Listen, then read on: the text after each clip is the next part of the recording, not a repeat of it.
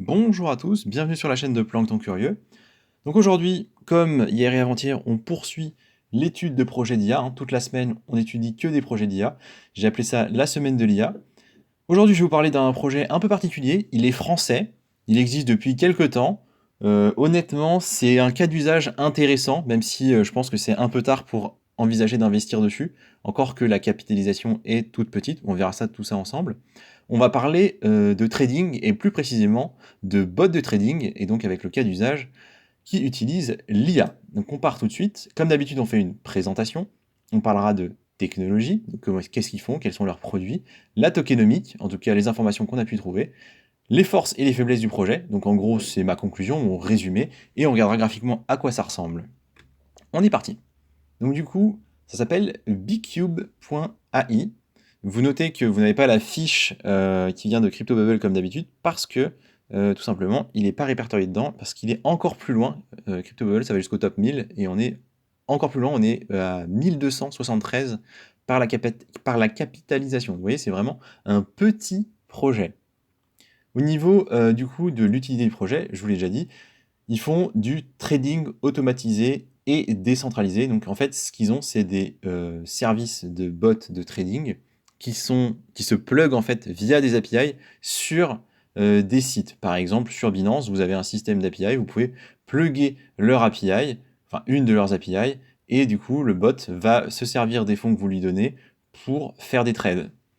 C'est le point intéressant, c'est que c'est non custodial, donc ils traitent directement sur le compte et il n'y a pas en fait d'argent à mettre sur leur site à eux. Est-ce que c'est plus sécurisé? Franchement, j'en sais rien. On sait qu'il faut quand même faire assez attention avec les services d'API. À titre personnel, je n'en utilise pas et je ne souhaite pas en utiliser, mais c'est quand même assez intéressant de voir ce qu'ils proposent. Donc comme j'ai dit, le projet est français, et donc rien que pour ça, c'est déjà quelque chose, parce qu'il n'y en a pas tant que ça, des projets français, en tout cas dont on entend parler, donc je suis plutôt content de pouvoir le manifester, même si ça change rien. Ça a été créé du coup en 2017, alors pour être précis, en 2017, ils ont créé l'entreprise de base, qui s'appelle Acintia Global Holdings, et du coup c'est la maison mère de BigCube, qui est le projet qu'ils ont développé.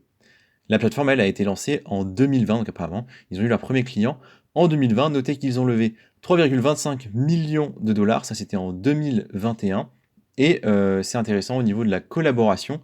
Ils ont comme partenaire Paris-Saclay, donc l'université, mais aussi le gros pôle de développement de Paris-Saclay. Donc voilà, ils sont quand même sur quelque chose d'a priori sérieux. Ça devrait pas être un projet dont les gens vont partir en courant. On n'est pas sur ce genre de choses. A priori, il n'y a pas de souci de rug, je pense, au vu des partenariats. Il y a aussi d'ailleurs la BPI et d'autres entités françaises connues. Donc, c'est quand même sympathique. Ça fait pas une preuve que c'est un bon projet. Hein, je suis pas en train de vous dire que parce qu'ils ont ces partenaires-là, c'est safe ou quoi, pas du tout. Mais c'est quand même bon à prendre. Voilà globalement ce qu'on peut dire. On va aller voir au niveau de la technologie et des services proposés, ce qu'ils mettent en avant. Donc déjà, quel est l'intérêt de l'IA dans le cadre du trading et donc des bots de trading?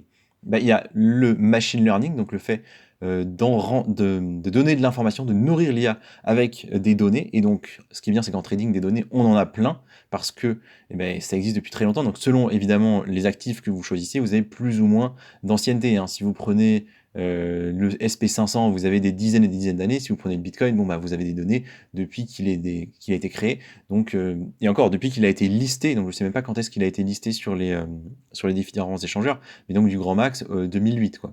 Donc voilà, ça dépend aussi du backtest que vous avez, mais voilà, vous avez cette idée-là. On a l'étude du sentiment d'analyse. Donc là, l'idée, c'est d'aller chercher sur les réseaux sociaux, sur Twitter, dans les news, quelles sont globalement les informations qui ressortent. Est-ce que c'est positif? Est-ce que c'est négatif? Est-ce que les gens sont inquiets? Est-ce qu'au contraire, les gens sont plutôt bullish? Et donc, avec ça, il va créer des indicateurs qui vont orienter sa stratégie. Donc là encore, il y a beaucoup de données et l'IA est forte pour ça, pour traiter beaucoup de données. Donc ça a du sens. Et ils étudient également des stratégies existantes, c'est-à-dire ils regardent qu'est-ce qui performe pas au niveau des stratégies existantes. Donc je ne sais pas quel accès aux stratégies ils ont, mais en tout cas c'est ce qu'ils mettent en avant.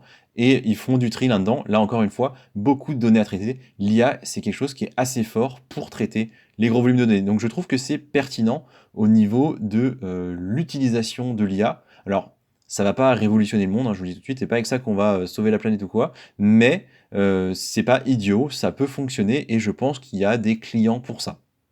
Donc, il nous parle aussi des backtests. Donc, évidemment, l'intérêt d'avoir accès à des grosses bases de données, c'est de pouvoir regarder en fait ce qui a été fait, c'est d'imaginer des stratégies et de les tester sur les données déjà existantes. Donc, l'IA, évidemment, est bonne pour faire ce genre de choses et ils essayent de faire des anticipations. Donc, sur la base des données qu'ils ont traitées, on peut essayer d'envisager comment le marché va se comporter. Mais ça, il faut faire toujours très très attention. La prédiction, c'est quelque chose qui est complètement incertain, même avec des backtests énormes, même avec des stratégies qui ont fonctionné 1000 fois, rien ne garantit que la stratégie va fonctionner à la 1001e fois. Donc, toujours faire attention, mais voilà, ça permet quand même de faire des choses utiles, ou en tout cas intéressantes. Au niveau des produits qu'ils proposent, il y a pas mal de trucs. Les gros points, c'est une marketplace d'algorithmes et de signaux de trading. C'est-à-dire que, et donc bien évidemment, tout ça est automatisé par l'IA, et donc vous payez un abonnement. Donc j'ai vu que ça allait de 100 dollars à 250. J'ai mis 150 dollars, mais je pense que c'est un peu moins. 100 euros, pardon. Donc voilà, on est quand même sur une marge assez chère, enfin assez élevée, hein. C'est quand même un coût qui n'est pas négligeable. Et comme j'ai dit, vous pluguez sur échangeur centralisé, échangeur décentralisé, et ça tourne du coup. C'est aussi possible de créer des bots. Donc ils ont en fait une base d'informations utilisables, et vous pouvez après créer un bot qui, je suppose, exécutera la stratégie que vous avez mis en avant, donc selon certains indicateurs que vous préférez, certaines situations qui vous conviennent. Donc ça, c'est intéressant. C'est pas révolutionnaire, hein, il y a déjà plein d'autres plateformes qui le font, mais voilà, eux le proposent, ou le proposeront, parce que j'ai pas essayé moi-même, donc je ne sais pas exactement où ils en sont. Et au niveau du bot de trading DEX, il y a un point qui est mis en avant, et je ne sais pas exactement à quel moment ça se met en place. Il propose sur certains services, de ce que je comprends, qu'au lieu des frais mensuels, le DEX, en fait, qui va utiliser un smart contract, le robot qui va se greffer sur l'échangeur décentralisé, va en fait être facturé au client que dans le cas où il y a des profits. Et donc le client va récupérer 80% et l'entreprise va récupérer 20% des profits. Sauf que ça, c'est sur certains bots particuliers, certains services particuliers, hein. Pour l'essentiel, vous allez devoir passer à la caisse et payer les 150 euros ou 100 euros ou 200 euros. Enfin bref, l'abonnement mensuel. Mais ils ont mis ce système-là, a priori, en tout cas dans le white paper, c'est mis en avant et j'ai vu des gens qui en parlaient. Encore une fois, je n'ai pas essayé moi-même, c'est pas un service qui m'intéresse. Mais ça, par contre, c'est super intéressant parce que ça force à avoir le meilleur robot possible, parce que l'entreprise gagne de l'argent que si le robot est performant. Donc ça peut être intéressant. Je trouve que c'est un système de rémunération qui est très très pertinent et qui pourrait rassurer beaucoup de gens. Mais bon, c'est pas du tout ça qui est le plus important dans leur offre. Ça, c'est juste quelque chose que j'ai vu, mais clairement, c'est par les abonnements qui gagnent de l'argent. Et donc, comme je le disais, il y a plein d'abonnements, que ce soit d'ailleurs pour des bots de trading ou juste pour des signaux, hein. C'est possible d'avoir les deux. Donc voilà, vous avez une idée de la chose. Comme j'ai dit, ça peut être utile, ça va pas révolutionner le monde, mais pourquoi pas? Pourquoi pas? Au niveau de l'IA, c'est quand même pertinent d'utiliser les données de cette façon-là, en tout cas, à mon avis. Donc au niveau de la tokenomie, qu'est-ce qu'on peut dire? On a un token au moment où je fais la vidéo qui vaut 0,15 dollars. On voit que sur la journée, déjà, on a eu des fluctuations importantes, hein. On va des 0,14 à 0,22, donc ouais, une belle hausse et aussi d'ailleurs une belle baisse. On ira voir graphiquement à quoi ça ressemble, d'où ça vient. Qu'est-ce qu'on peut dire? Capitalisation de marché toute petite, hein, moins de 2 millions de dollars, alors que vous le verrez, on vient déjà d'assez loin. Capitalisation fully diluted, c'est 7 millions et demi, parce que comme vous le voyez, l'offre en circulation n'est que de 24%. Donc on a une offre max de 50 millions de tokens, et on n'en a que 12 millions en circulation. Donc ça, bah, vous le savez, attention, hein. Risque de dilution assez important.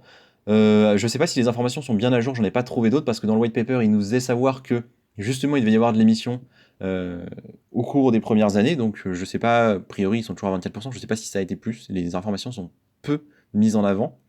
Au niveau de l'utilité du token, on est sur du paiement, donc acheter des choses, mais on peut aussi payer par carte. Donc bon, les paiements sur la plateforme, ça n'a pas l'air d'être nécessaire. Donc encore une fois, vous n'avez pas besoin du token pour ça, mais ça peut éventuellement servir à ça.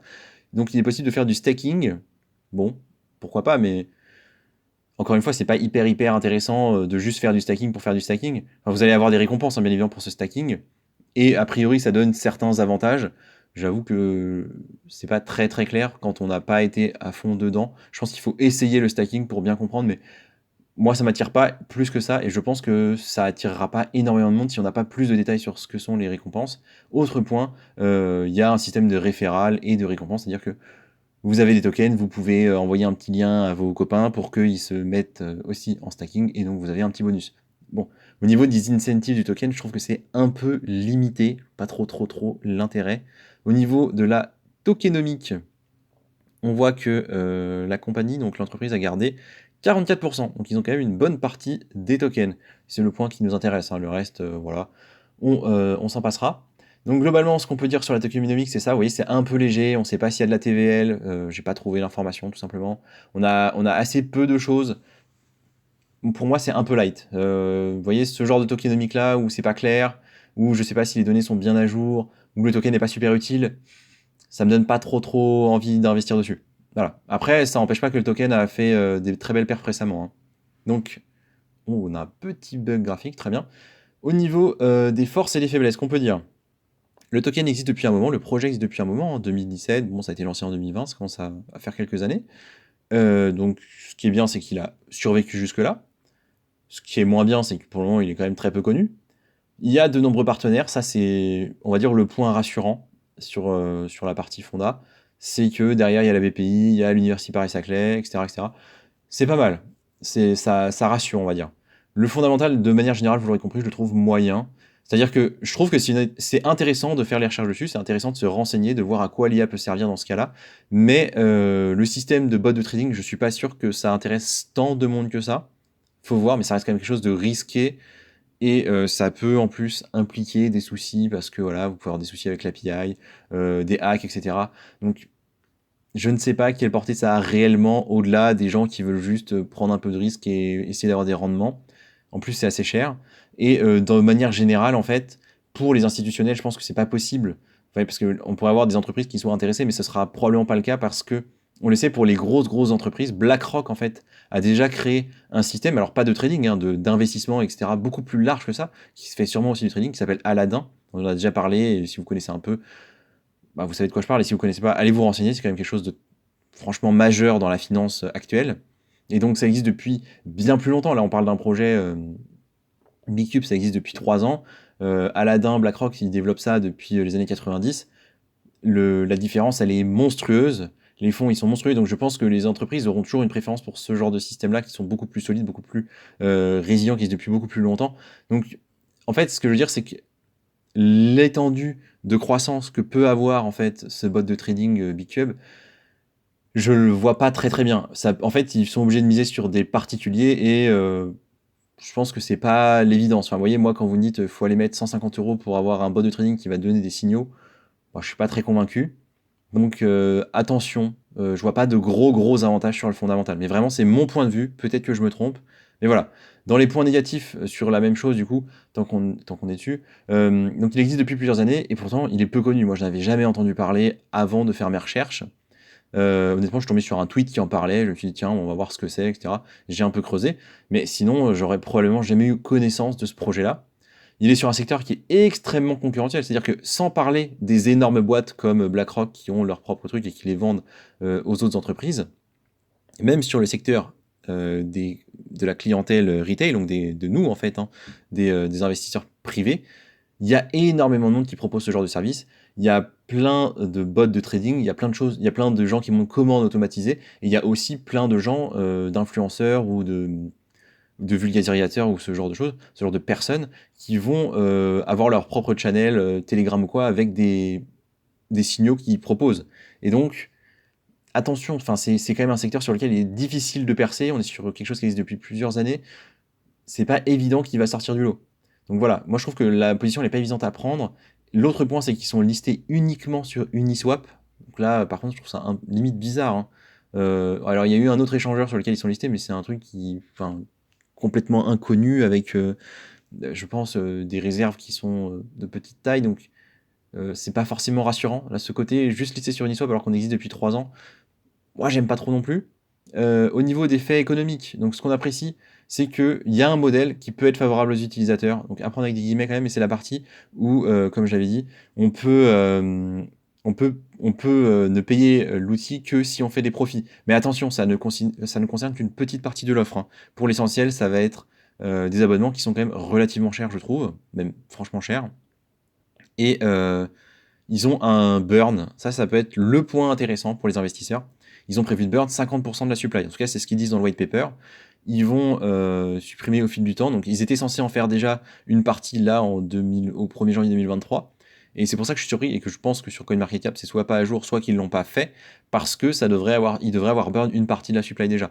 Donc, effectivement, s'ils réduisent la supply par deux, bah oui, le token va prendre en valeur, ça devrait marcher. En tout cas, c'est comme ça que fait Binance, c'est comme ça que font d'autres projets, et ça a tendance à marcher. Alors, à plus ou moins long terme, on verra comment ça se passe.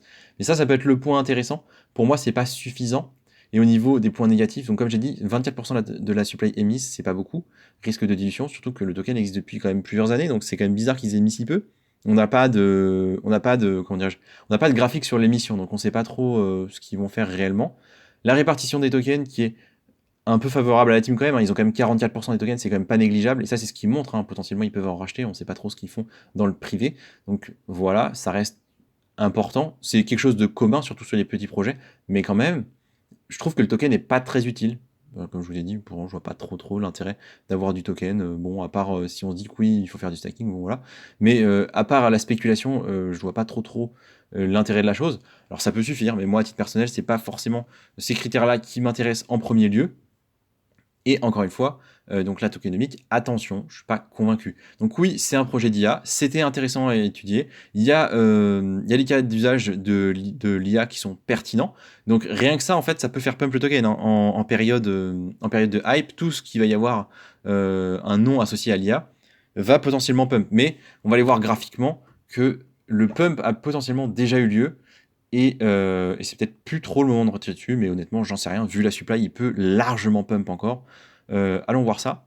Donc on est sur CoinMarketCap parce que tout simplement sur TradingView, il n'y a pas de données.